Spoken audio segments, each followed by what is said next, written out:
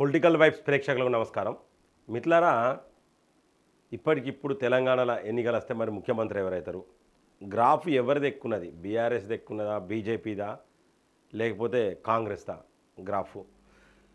మరి ఏ పార్టీది ఎక్కున్నది, ఆ పార్టీలో మరి ఎవరు ముఖ్యమంత్రి అవుతారు అనేది ఇప్పుడు ఒక సంచలన సర్వే ఇది.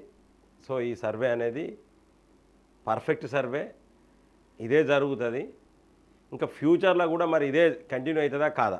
ఇప్పుడు ఈ సర్వే కొంతమందికి బాధను కలిగించవచ్చు, కొంతమందికి నా మీద కోపం రావచ్చు, వీడు మారిండు అంటారు. కానీ మనం ఏ పార్టీలు ఉన్నా, ఏ పని చేసినా మన ఛానల్కి వచ్చేసరికి ఏది ఫ్యాక్ట్ ఏది ఫ్యాక్ట్ కాదనేది మాట్లాడు. మంచి చేస్తే మంచి అనే చెప్పాలి. ఇలా అది ఎవరు చేసినా, రేవంత్ రెడ్డి చేసినా కావచ్చు, నరేంద్ర మోడీ చేసినా, లేకపోతే కేసీఆర్ చేసినా, ఎవరు మంచి చేసినా మంచి అని చెప్పాలి. మరి ఈ సర్వే తర్వాత మీరు నన్ను తిట్టుడు బంద్ చేసి, ఏ పార్టీలో అయితే నన్ను తిట్టాలనుకుంటారో అది బంద్ పెట్టి, మీ నాయకులు ముందు పోవాలంటే ఏం చేయాలనే సలహాలు ఇస్తే మంచిగా ఉంటుందని నా యొక్క అభిప్రాయం. సో ఎందుకు చెప్తానంటే, సర్వేలు అనేది క్లియర్గా ఉంటుంది. ఇక నేను ఈ గతంలో చెప్పిన ఈ జోకే కార్యక్రమాలు బంద్ పెట్టినాం. సో జోకుడు అనేది బందే ఇక, అందులో నో డౌట్. సో మిత్రులారా, మరి తెలంగాణ విషయానికి వస్తే, తెలంగాణలో ముఖ్యమంత్రి రేసులో మొత్తం ఎంతమంది ఉన్నారు? ముఖ్యమంత్రి రేసులో ఎంతమంది ఉంటారు అనేది ఫస్ట్ ప్రశ్న. ఒకటి బీఆర్ఎస్ నుంచి వెళ్ళి కేసీఆర్, కేటీఆర్, తర్వాత హరీష్ రావు కూడా ముఖ్యమంత్రి రేసులో అనుకోవచ్చు, అంటే ప్రజలు అనుకోవచ్చు. ఈ ముగ్గురు బీఆర్ఎస్ నుంచి వెళ్ళి కేసీఆర్, కేటీఆర్, హరీష్ రావు. ఇక కవిత అవుట్, కవిత పని అయిపోయింది, అందులో నో డౌట్. సో అయిపోయింది ఇది బీఆర్ఎస్. తర్వాత కాంగ్రెస్ నుంచి వెళ్ళి రేవంత్ రెడ్డి, అందులో నో డౌట్. ఇంకా మరొక వ్యక్తి లేరు. ఇంకో వ్యక్తి పేరు వస్తే కూడా రేవంత్ రెడ్డి దుకాణం మార్చి పడేస్తాడు, ఇది కూడా నో డౌట్. ఇకపోతే బీజేపీ, భారతీయ జనతా పార్టీ నుంచి వెళ్ళి బండి సంజయ్, ఈటెల రాజేందర్, ప్రముఖంగా ఇద్దరి పేర్లు వినబడతా ఉన్నాయి. సో మూడో వ్యక్తి పేరు కూడా ధర్మపురి అరవింద్ కూడా ఉండే అవకాశాలు అయితే కనబడతా ఉన్నాయి. సో ముగ్గురు. సో ఇందులో ముగ్గురు ఆరుగురుని ఏడుగురు, మొత్తం ఏడుగురు. ఈ ఏడుగురిట్లల్లా ఎవరు తెలంగాణకు ముఖ్యమంత్రి అవుతారు, మరి ఏ పార్టీ అధికారాన్ని చేపట్టబోతుంది, ప్రభుత్వాన్ని ఏర్పాటు చేయబోతుంది అనేది ఇప్పుడు సర్వే. సో మొట్టమొదటిగా నేను ఏ పార్టీ అనేది సర్వే గురించి నేను సర్వే చేసినప్పుడు నాకు వచ్చిన రిజల్ట్స్ ఏంటి అనేది ఒక్కసారి చూడండి మిత్రులారా. ఏ పార్టీకి ఎంత పర్సెంటేజ్ ప్రజలు చెప్పినారు అనేది ఒకసారి చూడండి. సో ఇది సర్వే. ఈ సర్వేకి సంబంధించి ఇక్కడ బీజేపీకి 25.7% వచ్చింది, కాంగ్రెస్కు 25.1%, బీఆర్ఎస్కు మాత్రం 49.2% వచ్చింది. అంటే బీఆర్ఎస్ గ్రాఫ్ పెరుగుతుంది, ఇందులో నో డౌట్. కారణాలు ఏమై ఉండొచ్చు అంటే, కాంగ్రెస్ అమలు కాని హామీలు ఒకటి. కాంగ్రెస్ విషయానికి వస్తే ఇక్కడ డ్రాబ్యాక్స్ ఏంటి అనేది మనం ఒకసారి చూద్దాం మిత్రులారా. అమలు కాని హామీలు ఇచ్చింది Congress, number 1 point. Number 2 point ఏంటంటే, కేసీఆర్ కుటుంబాన్ని ఇప్పటివరకు బొక్కలేయలే, అందులో నో డౌట్.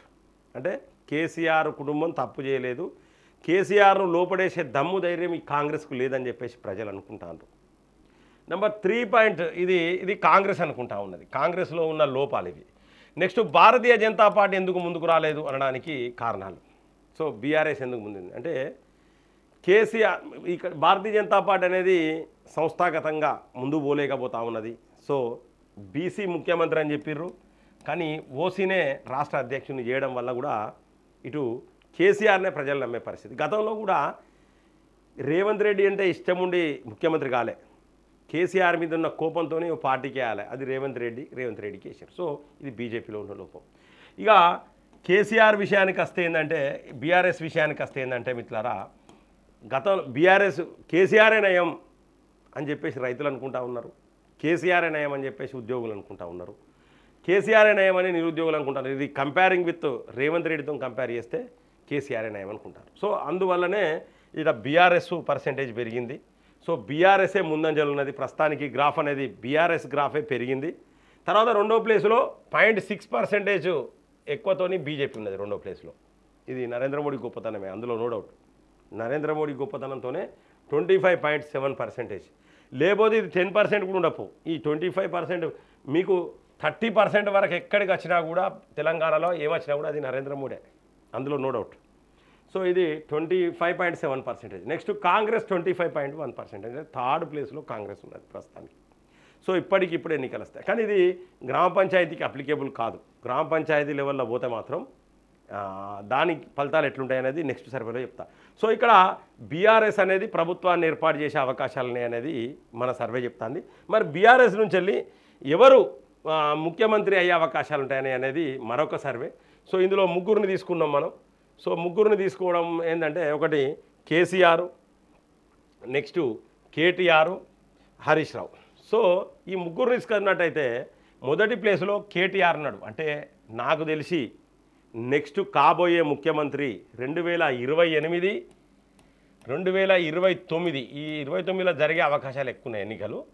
సో 2028లో ఎన్నికలు జరిగినా 2029లో ఎన్నికలు జరిగినా మన తెలంగాణకు కాబోయే ముఖ్యమంత్రి కేటీఆర్ అనిపిస్తూ ఉన్నది. ఎందుకంటే ఆ రిజల్ట్స్ కూడా ఆ సర్వే ఫలితాలు కూడా కేటీఆర్కే వచ్చినాయి. సో ఇప్పుడు ఎక్కువ వినబడుతున్న పేరు కూడా కేటీఆరే. బ్రహ్మాండంగా ప్రొటెస్ట్ చేస్తూ ఉన్నారు, అందులో నో డౌట్.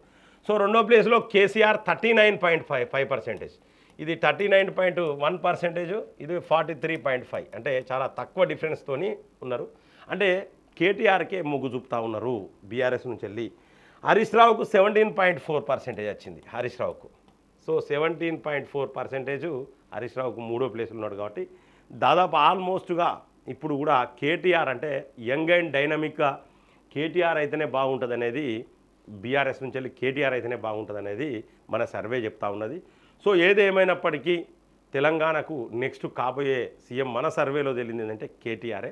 సో దీంతో బీజేపీలో కొంత కోపం రావచ్చు, అన్న మారిళ్ళు మీరని చెప్పొచ్చు అనొచ్చు.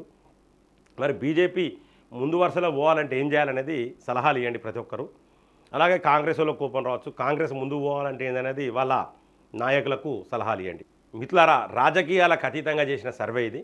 సో ఈ యొక్క వీడియోను మీరు లైక్ చేయండి. ఖచ్చితంగా ఈ సర్వే పట్ల మీ యొక్క అభిప్రాయాన్ని కామెంట్ బాక్స్లో రాయండి. సబ్స్క్రైబ్ చేయండి, వాళ్ళు మన ఛానల్ సబ్స్క్రైబ్ చేయండి.